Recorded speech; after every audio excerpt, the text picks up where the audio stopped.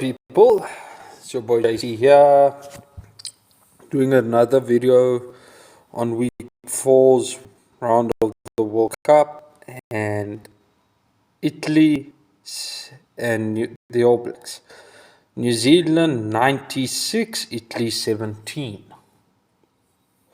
That's a massive harding and quite a big statement by the All Black team, considering that Coach Ian Foster has been under fire for his form, for the All Blacks form, since losing to Springboks before the World Cup. But damn, there isn't much you can really say about this, other than, it's quite a harding, huh? It started off, All Blacks got onto a board as early as the 6th minute. Beautiful try from Will Jordan off a cross kick from Jordie Barrett, and the try was converted by Mwanga. Scores 7-0. Okay, Italy, the All Blacks then considered a penalty not long after that, and Italy got onto board. The score was 7-3. Now also, just a note here, Aaron Smith scored a beautiful hat-trick in the first half. I'm looking at that scoreline. I'm sure almost whole team got onto board. But Aaron Smith, well done on a hat trick. The 16th minute, Aaron Smith scored his first try of the game off a beautiful driving maul. Scoring off a driving maul, not bad. Something you don't see often. Mwanga converted that one, and the score is 14-3. 2 minutes later, Talia scores a try off a great old New Zealand counter-attack. Mwanga converted the try, 21-3. At this point, you would be getting the feeling, if you watch the game, that the floodgates have opened quite early in this one.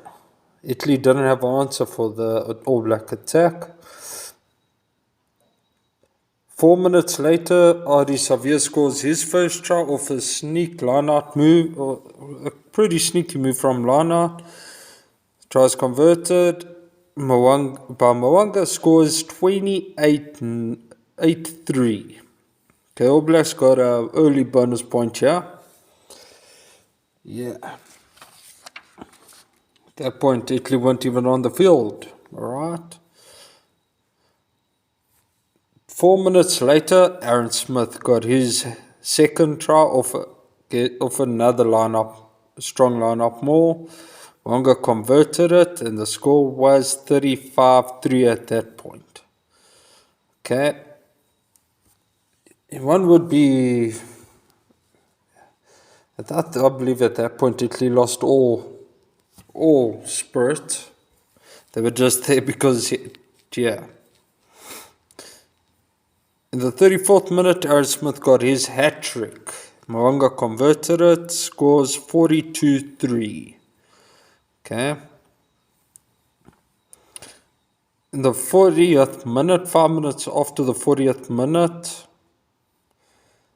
Adi Xavier went over for his second try for line-up maul. Converted by Mwanga. Score was 49-3 at that point. Okay. Sorry.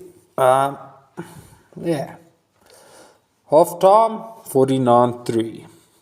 The first half was, as you can see by the scoreline, was pretty one-sided. There was only one team in it,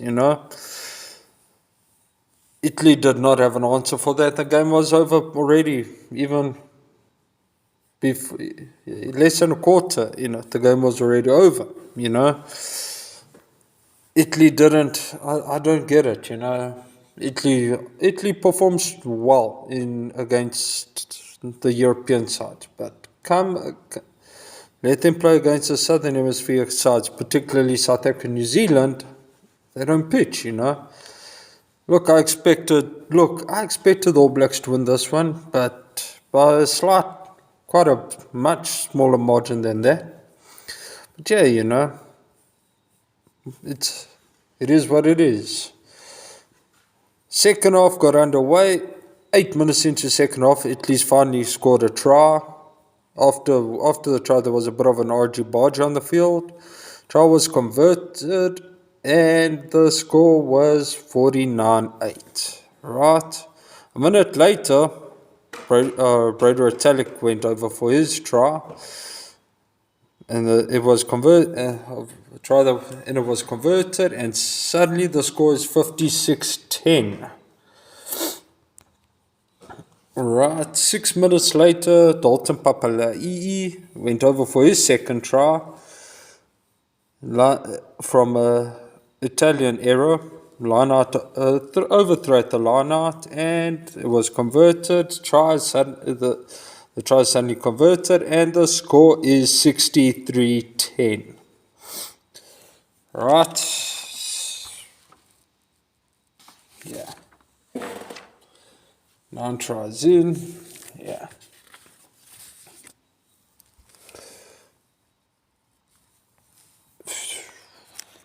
$63.10. It's a harding, guys. Right. 5 minutes later, Dan Coles went over for a try and off a sneak lineup move. Now, something I've noticed over here is that the All Blacks have also picked up some variations at their lineouts, and Italy had nothing here, legit. Although they scored 10 points, they had nothing on this game. All Blacks lineouts the maul was functioning. Their running game functioned beautifully. The All Black machine was working overtime. Yeah. Dan Cole's trial was converted, and score is 70-10 each. Right. 7 minutes later, Damian McKenzie went over for a try, and he missed his conversion. Score was 75-10 at this point. 3 minutes later, Will Jordan finally went over for his second try. McKenzie converted it, and the score is 82-10. And then in the 73rd minute, the All Blacks went over again. Tries converted, scores 89-10. Then 2 minutes later, Anton Leonard-Brown went over for a try, and it's converted. The score is 96-10. Hefty little hiding over here.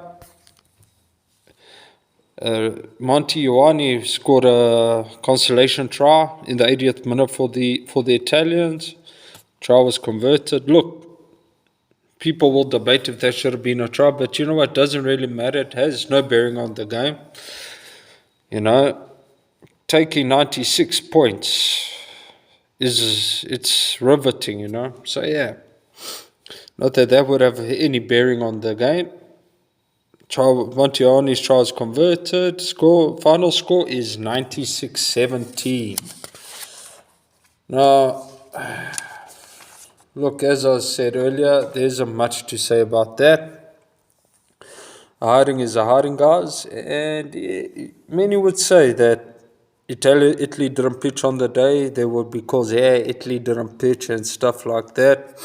You know what? That's a statement. That game is a statement. Italy's one of those sides that can beat any of the other European sides on a given day, with the exception to possibly Ireland and France. They have.